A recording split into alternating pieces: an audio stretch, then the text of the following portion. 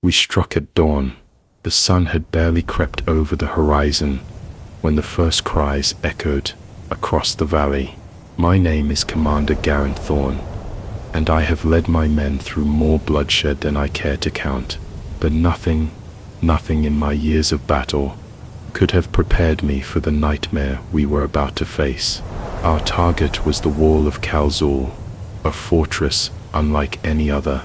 It loomed at the edge of the cursed ashen wastes, a monument to everything that was wrong with this war. The orcs had built it using magic older than the kingdoms, and the walls, twisted, jagged, were as much blood as stone. Runes of black fire marked every inch, carved into the bones of their ancestors. The orcs had mastered blood magic and bone work in a way that should have been impossible. Their shamans had bound their god to the very earth beneath the fortress, and the result was something that could only be described as cursed. It wasn't a fort, it was a weapon, and it was our mission to destroy it. The unit I commanded was small, just a handful of men, seasoned soldiers, battle-worn and scarred, each one having survived more than their fair share of skirmishes. But this was different. Even my men, who'd been through hell, hesitated when they laid eyes on the wall. They felt it too, the dread, the weight of it. I couldn't blame them. I felt it too. The sound of the orc drums filled the air as we approached, a hollow, rhythmic beat that echoed through the valley like the pulse of a dying beast. It sent a shiver down my spine, but there was no time for fear, only orders. We formed ranks, weapons raised, and prepared for the assault. The morning was dark, choked by the smoke rising from the wastes. The air was thick with the scent of charred earth, the smell of ancient magic. We charged. The ground shook with the force of our steps as we crossed the threshold into Kalzul's reach. A scream from one of my men echoed out as an arcane bolt, laced with dark magic, sliced through the air and struck him down. He collapsed in a heap, his body writhing as the magic burned through his flesh. The walls seemed to come alive before us. The orcs lined its towering ramparts, their forms a blur of muscle and rage. But they were more than mere orcs. These were their elite, enhanced with spells and dark powers. Their leaders were wreathed in storm clouds, lightning arcing from their staffs. The air crackled with power. The storm that followed them seemed to reach into the very bones of the earth, turning the ground into mud, filling our lungs with ash. I knew this wasn't a battle, it was a massacre. We'd barely taken a step before the first volley of arrows rained down. Their tips gleamed with blood magic, and wherever they landed, the ground rotted. The first of my men fell, his chest torn open as the orc arrows found their mark. Another died just moments after, struck by a magic bolt that melted his skin and left nothing but a burning skeleton behind. I couldn't stop it. I couldn't even order a retreat. Not yet. We fought. We pressed on, but every step was like wading through tar. Every movement weighed down by the magic, by the raw hatred that poured from the orc warriors above us. Then, a massive roar split the air, and the sky itself darkened as something larger than the wall itself seemed to take form. The orc shamans had unleashed something far darker than I'd imagined. The storm that followed them crackled and split, revealing the outline of a creature, massive, armored in bone and fire, its eyes gleaming like molten gold. I saw my men falter as the creature stepped forward, but I couldn't afford to hesitate. I had to keep them moving. Push through, I bellowed, my voice rising over the chaos. Push through the line, do not falter.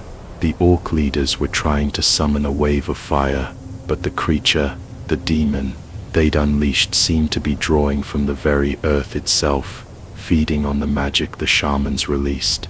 I lost 2 more men to the onslaught before we even reached the wall. The creature's massive form swung, its jagged claws slicing through our ranks, cleaving through men like paper. Then the ground beneath our feet cracked open. I watched as the earth split wide, as the orc shamans bellowed in triumph, and the sky darkened even further, a storm of blood and flame erupting above us. I realized then that we weren't meant to fight this battle, we were meant to die here, but I couldn't let that happen. Not yet, not until I had fulfilled my duty. I rallied the men who still stood, who hadn't been swept away by the madness, and we fought through the orcs, using everything we had left: magic, steel, fire. But the storm kept coming, it kept pushing us back. In the chaos, I heard a voice, a messenger, staggering toward me through the smoke and flame. His armor was scorched, his face covered in blood, but he pushed forward, clutching a scroll sealed with the royal insignia. "Commander Thorn," he gasped, collapsing at my feet. "Message from the High Council, a new mission. You are to abandon the assault on the wall. You are to rescue Alric Dane. The king commands it." I took the scroll, feeling the weight of it, and stared at the words, the orders. They made no sense. Why? Why would the king pull us from this battle? Why save one man when thousands lay dying? But the answer didn't matter. Orders were orders. I nodded and passed the scroll to my lieutenant. "We abandon the wall," I said. "We leave now." Tane. And so, with the death of my comrades ringing in my ears, we turned our backs on the wall of Kael Zul. We turned our backs on the only battle we had ever been prepared for. The real fight was about to begin. The ride through the charred valley was like passing through the bones of the world itself. The land was black and hollowed, scorched by the fire and magic of the orcs' influence. Once this valley had been a green expanse, dotted with small villages and farmsteads, but now it was a desolate wasteland.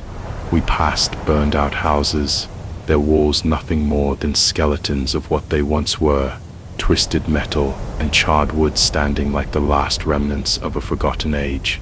The stench of rot and death clung to the air like a poison, making it difficult to breathe. It was a smell that had become all too familiar over the years, a reminder that the orcs were not just invaders, they were the end of everything they touched. As we rode, I thought about the mission ahead. We weren't just rescuing one soldier, we were bringing a man back from the jaws of a war that had already consumed too many. The mission seemed impossible, even more so when you considered where Alric Dane had been sent, the shattered citadel, deep in orc-held territory, surrounded by death and destruction. It wasn't just a rescue, it was a fool's errand, a final, desperate attempt to salvage something from the ruins. Still, I didn't voice my doubts. As commander, my men looked to me for leadership, and I couldn't afford to show any weakness. We'd been through too much together, seen too many of our own fall, for me to break now. We pressed on, our horses kicking up dust as we crossed the land that had once been alive. I didn't speak much during the ride, letting the rhythm of the horses' hooves and the low murmur of my men's voices fill the silence. Every once in a while, someone would whisper about the mission, about the fact that we were abandoning our assault on the wall of Kael Zul, the orc fortress that had swallowed so many lives, the orc shamans that had cursed the land. But there was no turning back now. We passed through the charred valley by midday, and the smell of death lingered in our wake. By the time we reached the border of the ashen wastes, the sun was beginning to dip low in the sky. The world was bathed in a pale orange light, casting long shadows over the land. It was there that I received the news from the messenger. A peasant woman in Elendor had lost 3 sons in this war. Her name was Lila Dane, and she was now living in the shadows of her grief. Alric was the last of her 4 sons, and he was in danger. His unit had been cut off behind enemy lines, surrounded by orc forces. They had sent a runner to us, desperate to get a message to the king. The king, in turn, had ordered the rescue. 7 men, 1 brother, 1 chance. I couldn't understand it at first. Why was this mission so important? Why save just 1 soldier when the kingdom was falling apart around us? There were thousands of men, soldiers, civilians, farmers, dying every day. What difference would 1 life make? But the king's orders were clear. We had a duty to fulfill. The king had given me no explanation. Perhaps he didn't need to. His word was law. I told my men as much when we stopped for the night. We set camp near a half-buried ruin, a crumbling stone tower that had once been a fort. The wind howled through the jagged walls, and the sky was a deep purple, streaked with the remnants of the dying sun. It was the perfect place to rest, to gather our strength for what lay ahead. The campfire crackled as we ate, the warmth from the flames offering some comfort in the cold night air. I sat on a rock near the fire, my eyes staring into the flames, thinking about the mission ahead. It wasn't the kind of task I'd ever thought I'd take on, rescuing a single soldier in the midst of this war. I had been a commander, leading hundreds into battle, never once questioning the orders I'd been given. But this felt different. There was a heaviness in the air. The land felt wrong. I stood and walked away from the fire, needing to clear my head. My thoughts were heavy, weighed down by the memories of the battlefield, the faces of the men I'd lost, the soldiers whose names I'd had to mark in my report, knowing full well they would never return home, the faces of families who would never see their sons, their husbands, again. I had learned long ago not to question the king's orders, but this one, it gnawed at me. Why was this mission so important? What was so special about Auric Dane? Why did the kingdom care so much for 1 man, when there were so many others who needed help? I thought about my own men, my own soldiers, who had followed me through every battle. They trusted me. They looked to me for guidance.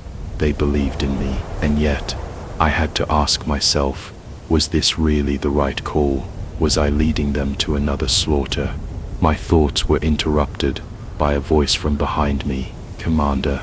I turned to find Aaron, one of my men, standing there. His face was shadowed by the firelight, but I could see the concern in his eyes. "Is everything all right?" he asked. I nodded, though I wasn't sure if I believed it myself. "Yes, Aaron. Just thinking. You're wondering why, aren't you?" he asked quietly. "Why this 1 soldier, when we've lost so many?" I met his gaze, surprised. "You don't think we should do it?" Aaron shook his head. "I didn't say that, but we all know this is a fool's errand. 7 men, crossing into orc territory, all for 1 life. It feels like we're chasing shadows. We're chasing honor," I replied, my voice sharper than I intended. "And duty." He nodded, though he didn't look convinced. "I know, Commander, but I just wanted to ask. None of us has forgotten what we've lost, and we're all willing to follow you."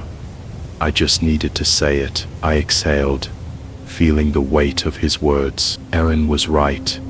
Every man in my unit had lost something. Each of them had been touched by the devastation of this war, and yet, here we were, still standing, still fighting. I slapped him on the shoulder and gave him a weary smile. "Get some rest, Aaron. Tomorrow we ride again." As I returned to the campfire and sat down, I looked at my men, silent now, lost in their own thoughts. They would follow me, of course. They always did. But I knew that I couldn't afford to show doubt.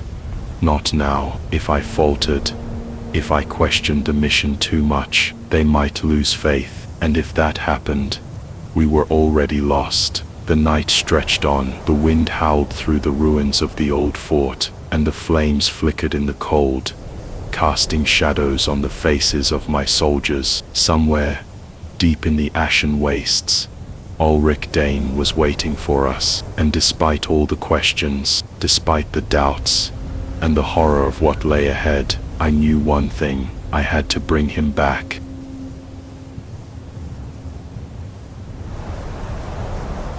The sun barely rose the next morning, casting a muted light over the landscape as we prepared to ride out. The horses were restless, their breath misting in the cold air, and my men moved in a practiced silence. Each of them seemed lost in their thoughts, haunted by the land we rode through. The ashen wastes lay before us like an expanse of death, a place where the earth had been scorched by centuries of war, where no life grew, and even the wind felt corrupted by the sorcery that lingered in the air.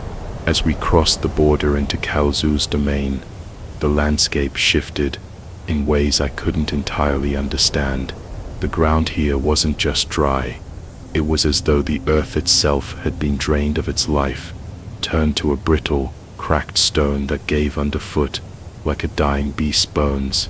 The air was thick, heavy with the smell of ash and decay, and the sky above was a sickly gray, the sun barely a shadow of what it should have been. I had been to war zones before, but this land, it felt wrong. The very soil seemed to carry the weight of ancient curses, as if it were alive with the lingering malice of those who had walked it before. We moved cautiously. I could feel the eyes of my men on me, their faith in the mission flickering like a candle in the wind.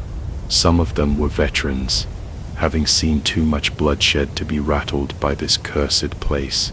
But others, young soldiers, fresh-faced and eager, couldn't help but look around nervously, as if the very land was watching them. The first sign of the land's unnatural power came when we crossed into the charred valley. The ground here was blackened, scorched by fires that had long since died out, but left their mark on the land.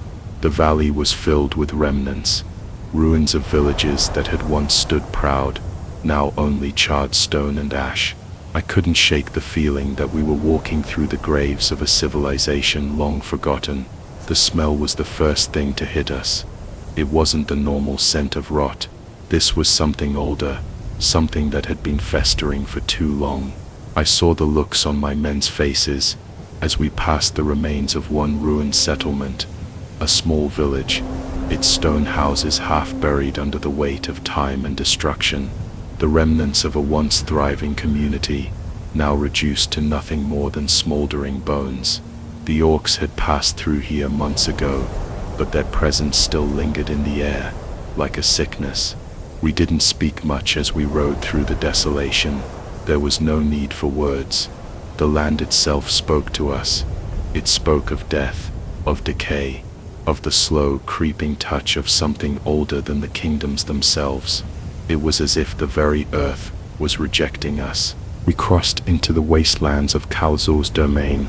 As the sun began to sink lower in the sky, the land stretched out before us in an endless expanse of dust and cracked earth, the horizon a blur of ash and smoke.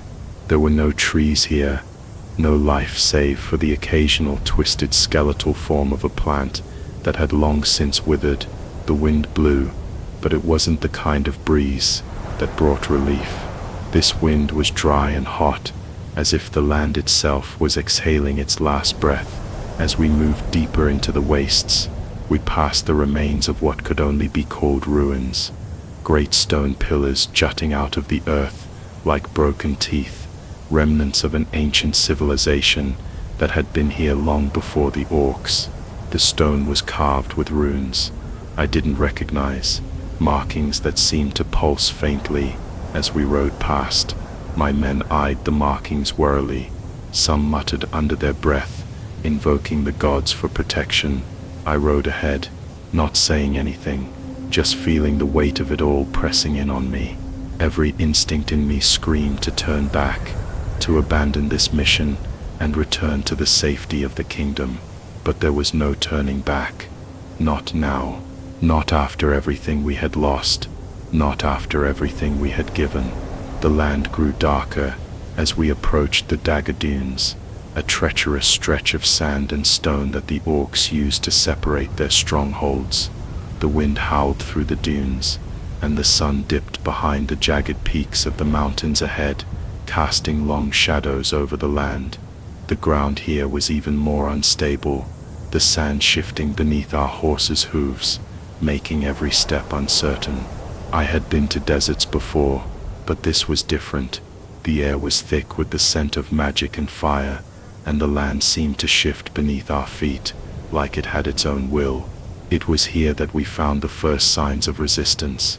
We had been riding for hours when the first orc scout appeared on the horizon. He was a lone figure, moving quickly across the sand, his silhouette barely visible against the dunes. I ordered my men to stay low, and we watched him carefully, knowing that any sign of our presence could lead to disaster. The orc moved with purpose, his gaze sweeping across the landscape, his eyes sharp and alert.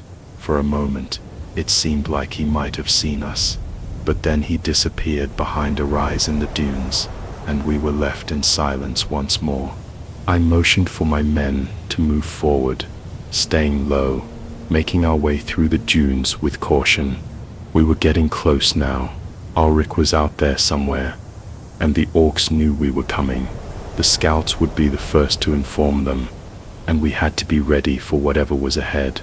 We came to the edge of the dagger dunes as the light faded completely, the moon rising in the sky like a pale specter. The night was quiet, too quiet. The air seemed to thicken around us as we crossed the threshold into the land where Ulrich was supposed to be. It was then that I realized just how deep we were into enemy territory. The sands were stained with blood, the wind carried the scent of fire and death, and still we pressed forward. This wasn't a battle, this was a ghost hunt, and we were already lost. We reached Var Hollow. By the time the sun was low in the sky, a sickly orange hue draping the land like a dying ember. The village that once stood here was now little more than a ruin, a hollow shell where life had been bled out by years of war. The very air seemed to sag with the weight of it, heavy and oppressive. The ground beneath us was still warm from the fires that had swept through, the earth cracked and dry, as if even the soil had been burned by the orcish magic that had permeated this land. The village had once been a sacred place, a quiet retreat for druids and scholars who had come to study the magic of the land, but all of that had been erased, torn down by orc hands. Now it was a feeding ground for the warg packs. The orcs kept as mounts. Their scent was everywhere, mixed with the stale odor of blood and rot. The buildings, what remained of them, were little more than skeletal frames, twisted metal and charred stone. The streets were empty, save for the occasional scavenger, and the only sound was the wind whistling through the ruins, carrying with it the soft rustle of bones. We moved cautiously, staying close to the shadows as we made our way through the ruins. The men were on edge, and I could feel their unease. Var Hollow was a place of death, a place where the very land itself had been twisted by orcish magic. No one spoke as we moved through the wreckage, all of us lost in our own thoughts. I could see the worry in their eyes. There was something about this place that gnawed at them, like an old wound that never quite healed. It was a place where hope had died, and they could feel it in their bones. We found the orc outpost just beyond the village, tucked into a craggy outcrop of rocks at the edge of the ruins. It was small, barely more than a handful of orcs guarding the remnants of a once proud fortress, but it was still a threat, and I couldn't afford to take any chances. I gathered my men, my heart heavy with the weight of the mission, and made the call. "We eliminate it," I said. There was no hesitation. My men were seasoned warriors, battle-hardened and loyal. They knew what needed to be done. We moved swiftly, using the cover of the ruins to close the distance. The orcs hadn't noticed us yet, But we were close, too close. I signaled to Varn, our archer, who had the best eyes among us. He positioned himself on the high ground, his bow drawn and ready, while the rest of us crept forward, staying low and silent. We were so close now that I could hear the orcs grunting in their guttural tongue, the sound of metal scraping against stone as they prepared their weapons. We were ready, then we attacked. The battle was quick and brutal. Varn's arrows found their marks, taking down 2 orcs before they even knew what hit them. The rest of us surged forward, closing the distance, weapons drawn. My sword cleaved through the air, biting deep into the first orc that crossed my path. Blood sprayed, painting the ground red, but there was no time to savor the kill. We had to move fast. Tarn, our healer, was with us, staying close to patch up any wounds as we fought, but even he couldn't move fast enough. A howl pierced the air, and from the shadows, a massive wargor charged, its eyes burning with ferocity. It was a creature of nightmare. The orcs' beasts, twisted, savage, and strong. Tarn was caught off guard, and the beast lunged at him, its jaws snapping shut around his torso. He screamed, and I saw the life leave his eyes as the wargor tore through his body, its claws raking through flesh. The orc that had been riding the wargorge laughed, a cruel, guttural sound. His eyes locked onto me, and I saw the gleam of victory in them. But I wasn't going to let him have that, not while my men were still standing. I charged, fury and grief fueling every step. I closed the distance between us and drove my sword deep into the orc's chest, the blade slicing through his armor with ease. He fell to the ground with a gurgling sound, and the wargorge, seeing its master fall, hesitated for a split second. That was all I needed. I swung my sword again, severing the wargorge's throat, and it collapsed, blood pouring from its neck in torrents. But the damage was already done. Tarn lay dead at our feet. My youngest soldier, a boy no older than 16, was shaking at the sight. He had been with us for barely a month, his wide eyes still full of the naivety of someone who had never seen the true horrors of war. Now, the innocence was gone. His scream rang out as he fell to his knees beside Tarn's body, his hands covered in the healer's blood.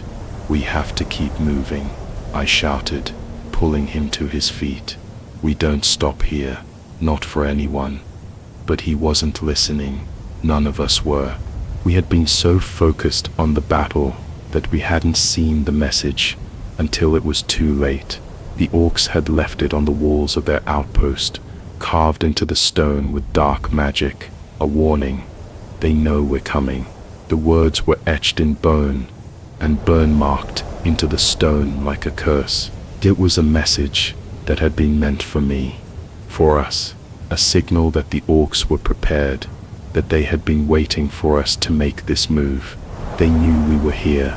I felt the weight of the message like a stone in my gut. The orcs knew. They knew we were coming, and they were ready. The men began to question the mission. Some of them had already seen too much. They were tired. We were all tired. "We should turn back," Callan, our mage, said quietly. "We've lost Tarn. What more is there to prove?" I looked at him, and then at the others.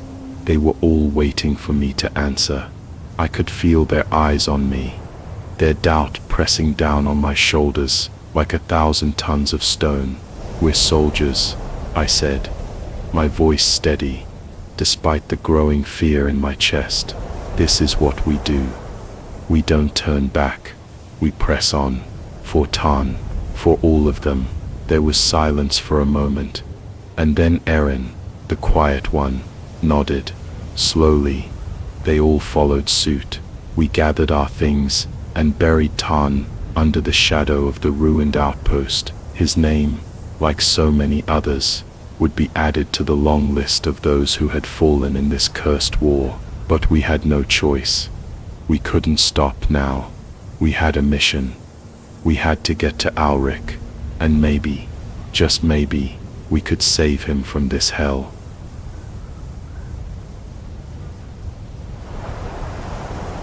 We reached the canyon tomb, known as the Stone Moor, just before dawn, the horizon tinged with the first light of the sun.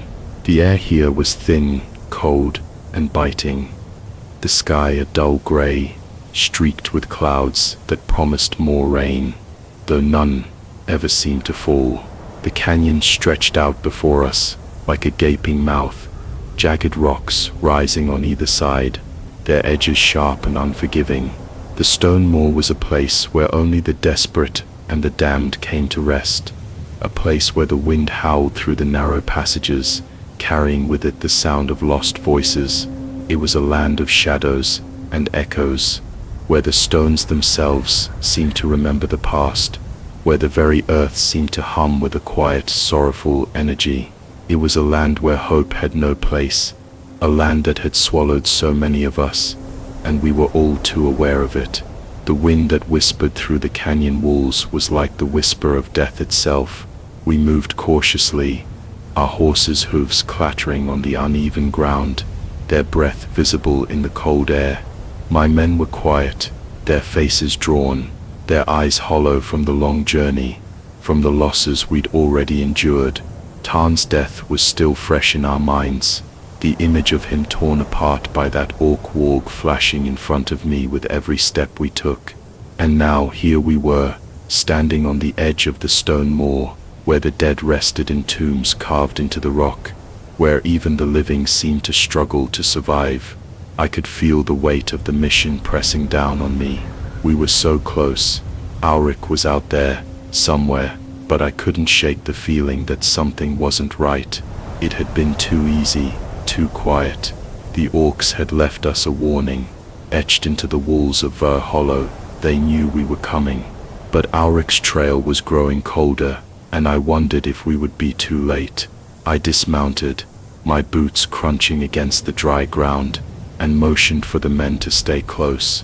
We moved in formation, keeping our weapons ready, our eyes scanning the shadows, waiting for the first sign of movement. The canyon seemed to stretch on forever, a labyrinth of rocks and stone that seemed to shift before our eyes.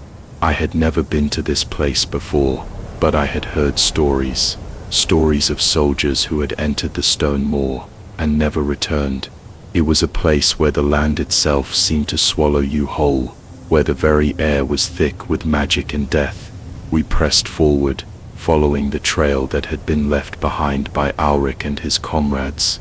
It was faint, nearly gone, but I knew we were close. As we moved deeper into the canyon, the shadows grew longer, and the air grew colder. I could feel it in my bones, the presence of something dark, something ancient, lurking just beyond our sight. It wasn't long before we reached the first of the tombs. It was carved into the side of the canyon, its entrance marked by a set of intricate runes, old and worn, but still powerful. The tomb was sealed with a massive stone door, its surface covered in moss and grime, and I could feel the weight of it pressing down on me as we approached.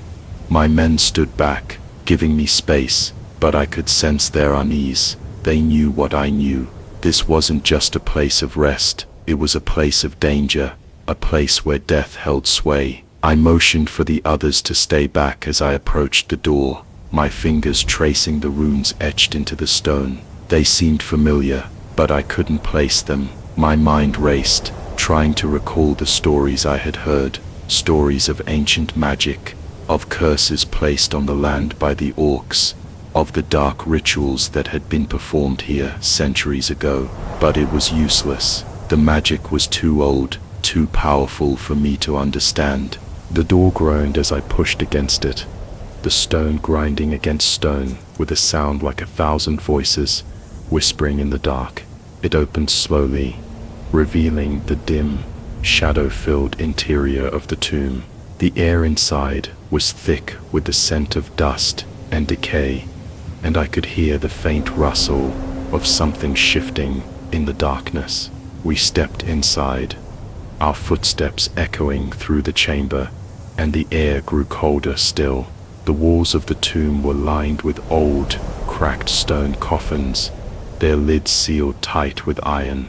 The dim light from the outside world barely penetrated the gloom, and I could barely make out the shapes of the bodies inside. It was a place of death, a place where even the dead seemed to linger, their souls bound to the stone by whatever dark magic had been placed here. And then we found him. At first, I didn't recognize him. The man who lay in the tomb was young, his features pale and drawn, his body thin and frail. His uniform was the same as Ulrich's, the same markings, the same insignia, but there was something off about him, something that made my heart skip a beat. He was too still, too lifeless. The man's eyes were closed, but there was something in his posture, something in the way he lay there, that made me feel like he was waiting. It wasn't Ulrich.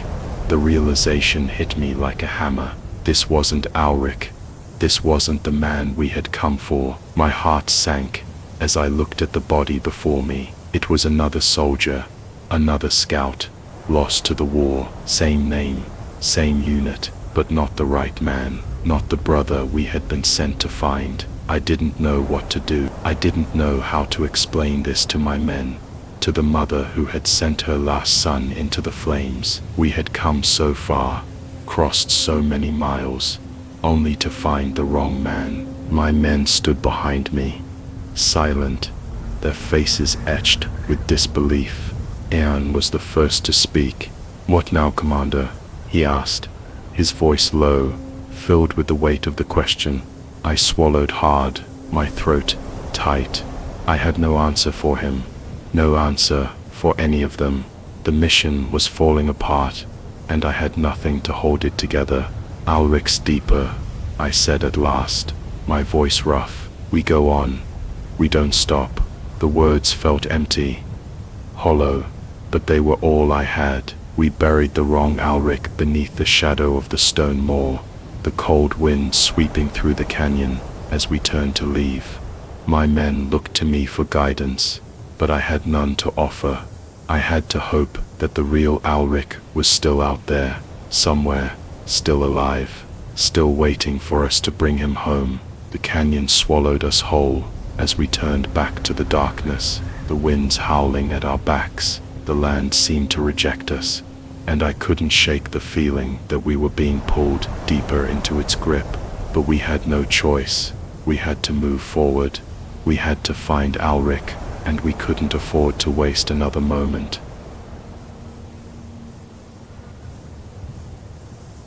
The ride into the shattered citadel was a quiet one, but the air itself felt thick with anticipation.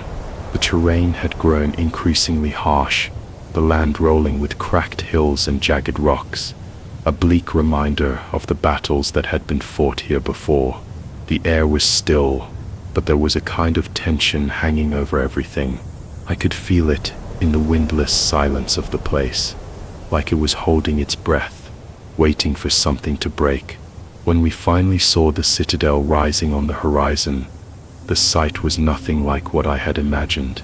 The shattered citadel had once been a beacon of hope, the last outpost of the kingdom of Elandor, a proud stone fortress nestled among the desolate lands. Now it looked more like a broken monument to a lost age. Its walls were cracked and scarred, the banners that had once fluttered proudly, now torn and limp in the breeze.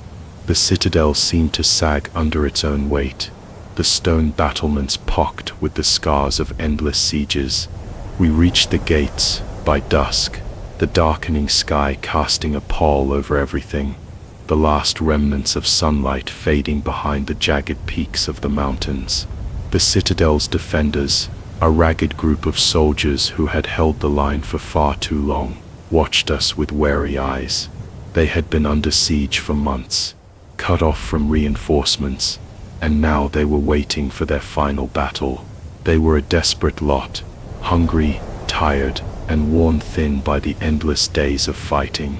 The sight of them, standing tall despite their weariness, filled me with a grim sense of purpose. These were the last of Elandor's soldiers, and we had come too far to let them fall now. Ulrich Dane was there, as promised, standing with the citadel's captain, a man named Joran. He was young, sharp-eyed, with a look that said he had seen the worst of this war, and had no intention of dying without a fight. His gaze met mine as we approached, and there was no fear in his eyes, only the hard resolve of a soldier who knew the end was near. "Commander Thorn," he greeted me with a nod, his voice steady despite the strain in his face. "You've come for Ulrich," I nodded, motioning for my men to dismount. The gates creaked as they slowly opened, and I could feel the weight of the situation pressing down on me. I had come to save one man, but now that I was here, standing in the shadow of the citadel's crumbling walls, I wondered if there was any hope left to save at all. Ulrich stepped forward, his face grim, his eyes distant as he looked out over the battlefield ahead. "We've been waiting for this," he said, his voice low. "The orcs will come soon. I can hear their drums in the distance." I could hear them too. The drumming was faint, but it echoed in my bones, the rhythmic pounding like the heartbeat of an inevitable doom. The orcs were coming, and they were coming with everything they had. "I'll take my post," Ulrich continued, his voice steady. "I can't leave. This is where I'm needed." I glanced at him, my eyes narrowing. "Your mother would want you to come with us. You're not a soldier yet, Ulrich. You're just a boy." He turned to face me, his expression hardening. "I'm not a boy, and I'm not going to run. These people, these men, are my brothers. I'll die with them before I let the orcs take this citadel." There was a fire in his eyes, a fierce defiance that reminded me of myself when I was younger. It was a fire that refused to burn out, even in the face of certain death. I had seen it in my own soldiers, those who had stood their ground and fought until there was no one left standing. But I wasn't going to let Ulrich throw away his life like that. Not now, not after everything we had done to get here.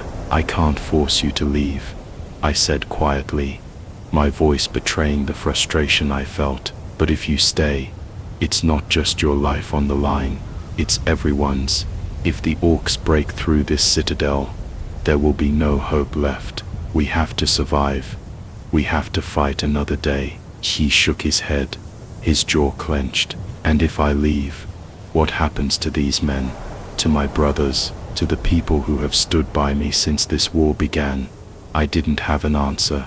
It was a question that had no easy answer, no simple solution, but I knew we couldn't afford to lose him. Not now, not when we were this close.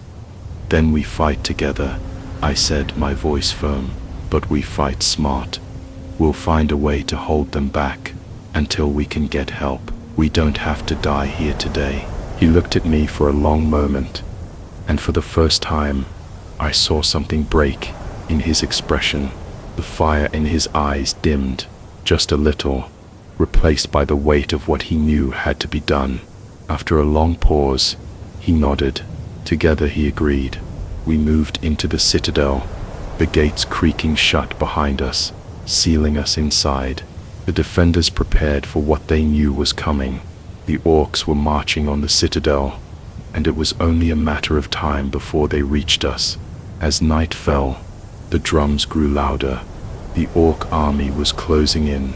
I stood on the battlements, looking out at the horizon, feeling the weight of the moment pressing down on me. The orcs were coming. I could feel their presence, like a storm on the horizon, waiting to break.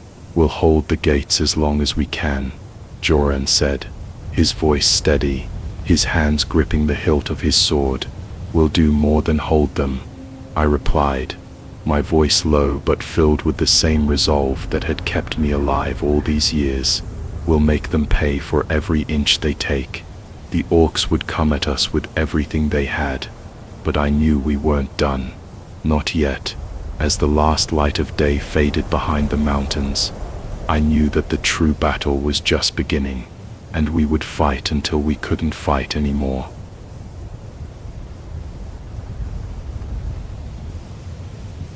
The night came without ceremony, a black shroud falling over the citadel like a death sentence. The sound of orc drums was almost deafening now, a low, rhythmic thumping that vibrated through the very ground beneath our feet. The walls of the shattered citadel seemed to sag in response, groaning under the weight of what was to come. The wind had picked up, howling through the cracks in the ancient stone, carrying with it the scent of smoke and the promise of violence. We had fortified the walls the best we could, but I knew it wasn't enough. The orcs were coming in waves, relentless, their war cries rising with the storm. It was like the very earth itself was conspiring against us, as though it too had given up, surrendering to the bloodshed. I stood at the edge of the battlements, my eyes scanning the horizon where the dark shapes of orc warriors gathered, their silhouette outlined by the flickering light of torches. The smell of the coming battle was heavy in the air, sweat, iron, and the bitter tang of fear.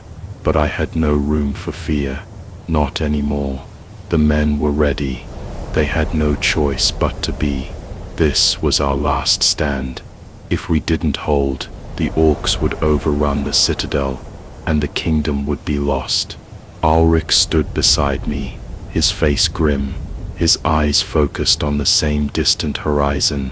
The boy had grown into a man in these few short days, his resolve hardening with every passing hour. I could see the fire in his eyes, the same fire that had driven him to refuse to leave his post. We hold until the end, I told him, my voice low but steady. No one retreats. We fight here, or we die here. Ulrich nodded, the weight of my words settling on his shoulders. He had chosen this, and now there was no turning back.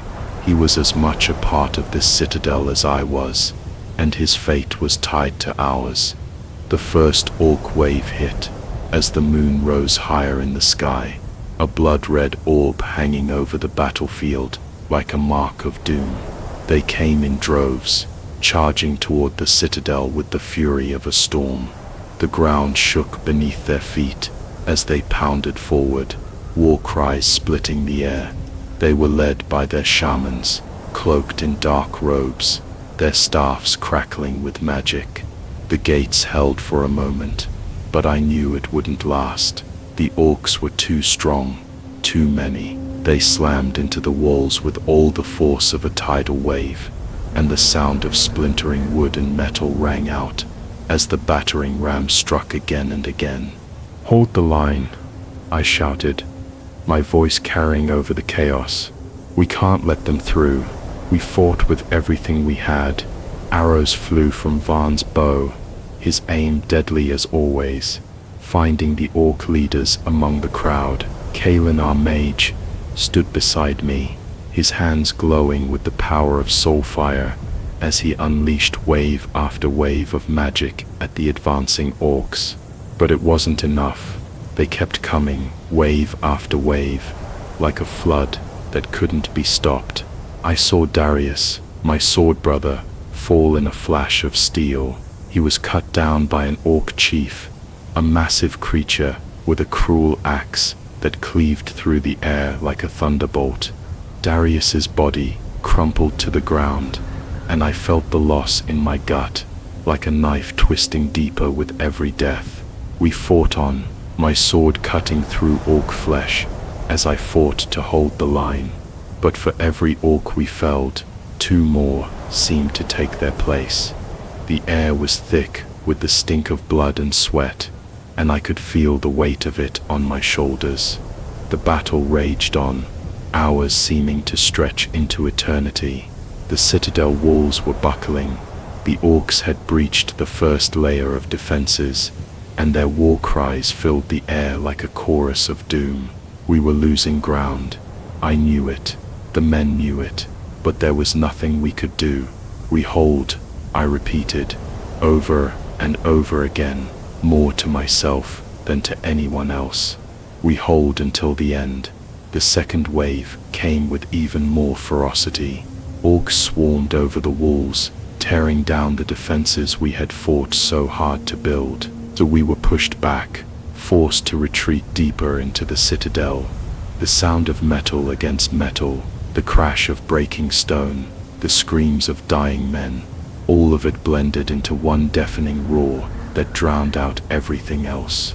It was then that I saw her. Rosin, she was standing on the battlements, her eyes wide with fear as she watched the battle unfold. Her hair was wild, her cloak torn, but she was still standing, still watching. It was the sight of her that did it. It wasn't a sudden realization. It wasn't a moment of clarity. It was a feeling, deep inside me, something I hadn't realized I was holding on to until that moment. I couldn't let this happen. I couldn't let everything we had fought for end like this. Not for her, not for the kingdom, not for any of us.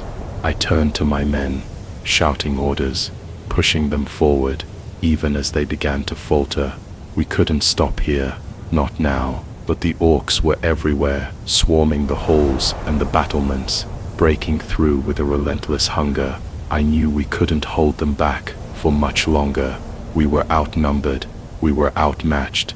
Then I saw Ulrich. He was standing at the gate, his sword raised high as he faced the oncoming tide. His eyes were full of fire, the same fire I had seen in his face when he refused to leave. But I knew, deep down, that this was it. There was no escaping this.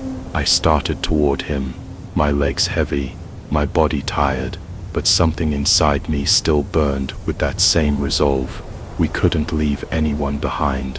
Not now, not when the fight was still ours to win. But before I could reach him, I was struck by a spear, a cursed blade that tore through my side. The world went dark for a moment, and I could taste blood in my mouth. The pain was sharp, but it didn't matter.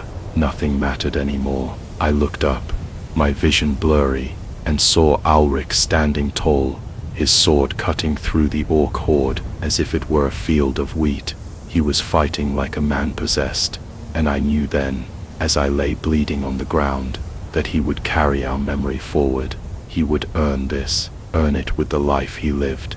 I whispered through gritted teeth, "Earn this, Ulrich, earn it with the life you live." And then the world went black.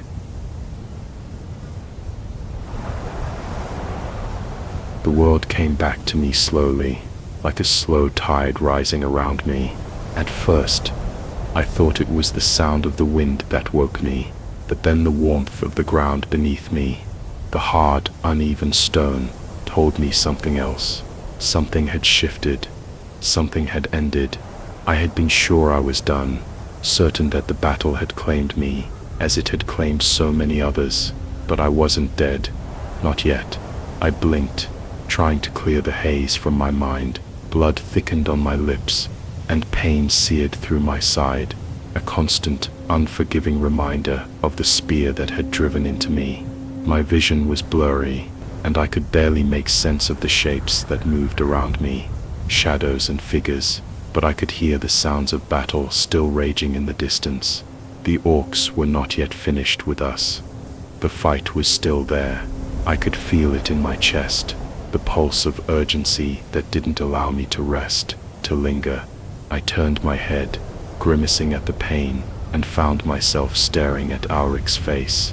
He was kneeling beside me, his hand on my shoulder, his face pale but determined. His eyes were wide with concern, and there was no fear there, not for him, not even for me. He had grown so much since I had first met him, from a boy full of naive courage to a man who understood what it meant to sacrifice everything for his comrades, for his cause. "You're still breathing," Ulrich said softly, his voice rough, like he was still trying to grasp the fact that I wasn't lost to the world just yet. I thought we'd lost you." I tried to speak, but the words came out ragged, a terrible rasp that only reminded me of how much strength had been drained from me. But I still managed to find the will to whisper, "Is it over?" He shook his head, his jaw tightening. It's not over, not yet. We're holding them back, but we're outnumbered, Commander. The walls won't hold much longer.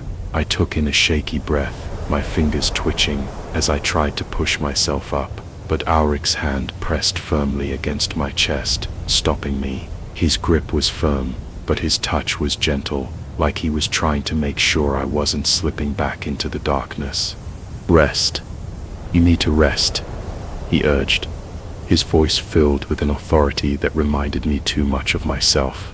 I could feel the weight of his words, his loyalty, but in that moment, there was nothing else I wanted more than to see this fight through to the end, to make sure that we did not die in vain, that the sacrifice would not be for nothing. The world around us was chaos.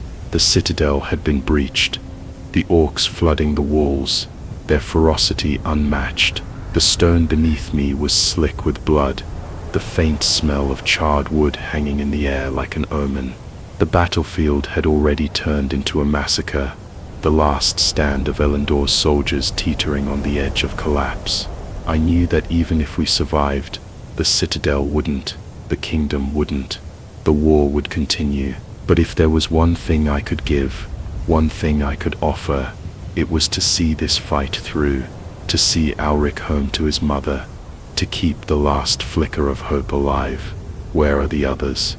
I asked, forcing the words past my dry lips. My throat felt like it had been scraped raw, but the question needed to be asked.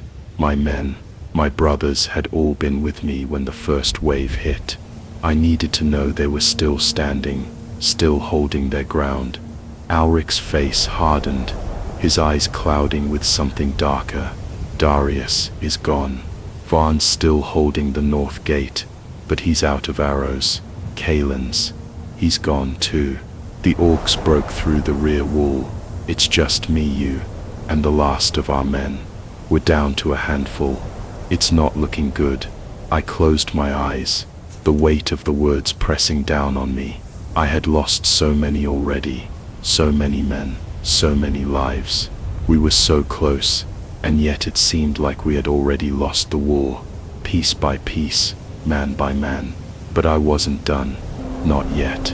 Tell me where the enemy's strongest, I said, my voice steadier now. I could feel the familiar, unyielding fire of duty rekindling within me. We'll push them back. We can still hold.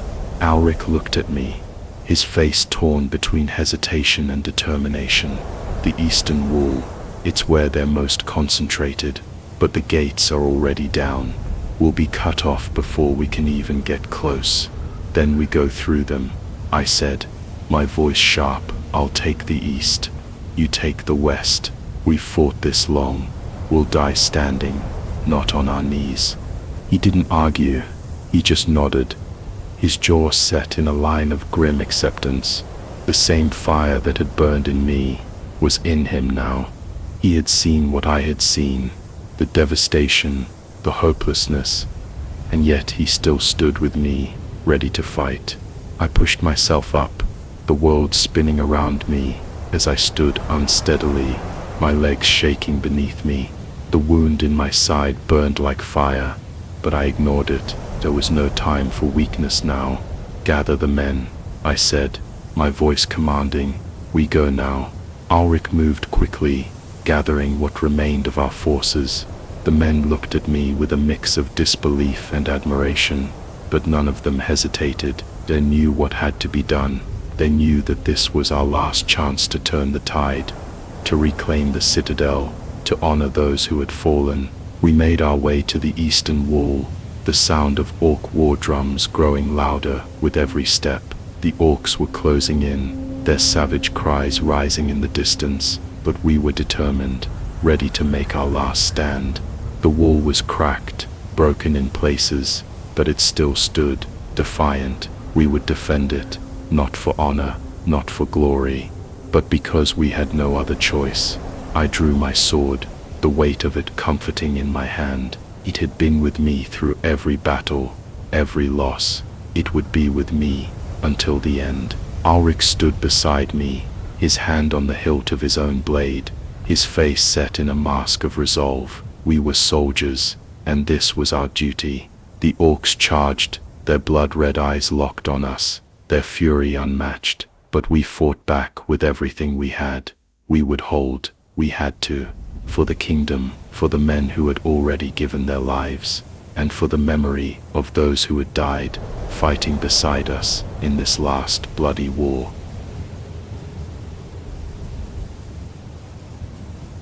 The battle was over, but it felt like no victory had been won. When the last of the orcs had fallen, when the final cries had been silenced, all I could hear was the wind. It whistled through the broken walls of the shattered citadel, carrying with it the faint scent of smoke and blood. The air tasted of ash, thick with the remnants of fire and death. It was quiet now, far too quiet. The clang of swords had faded into nothing.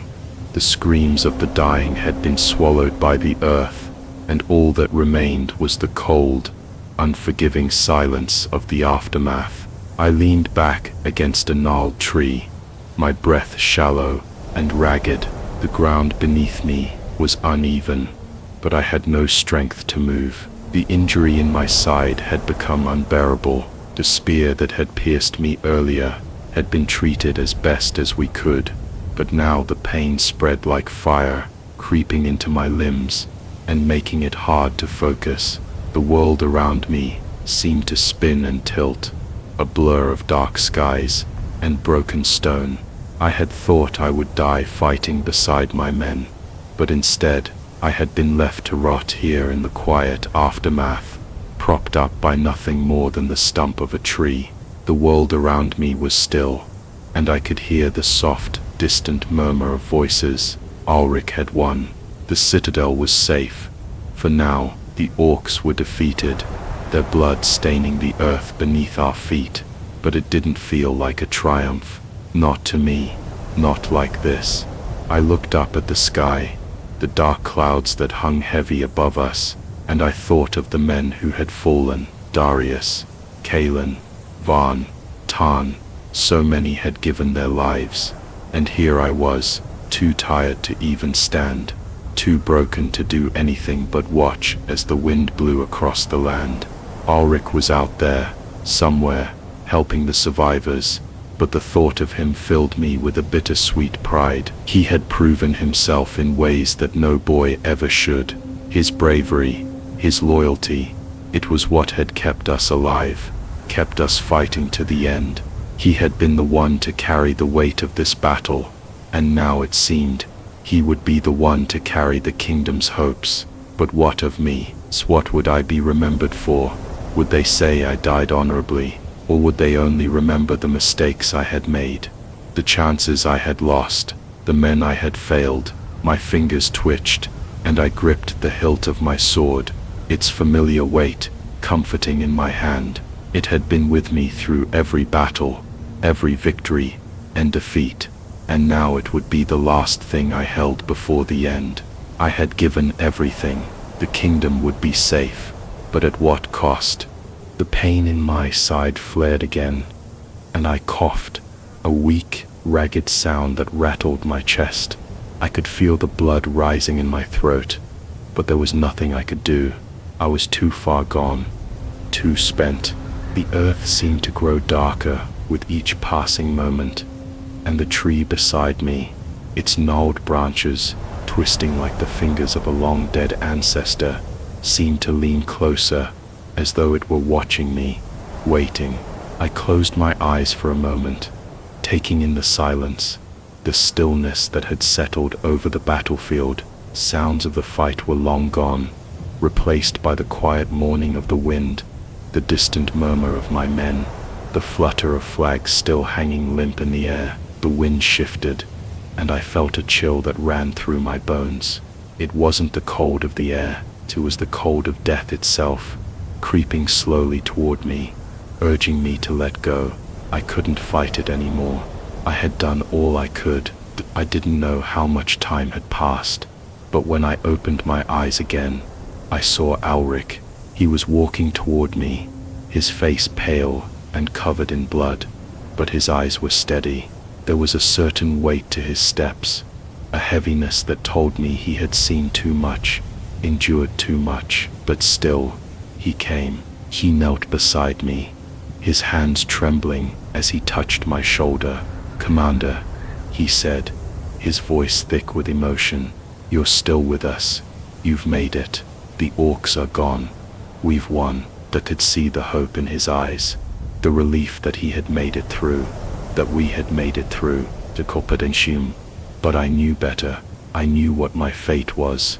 I could feel it in the weight of my breath, the way my limbs refused to move. I gave him a weak smile, but it didn't reach my eyes. Not much of a victory, Alric, not when it cost so much.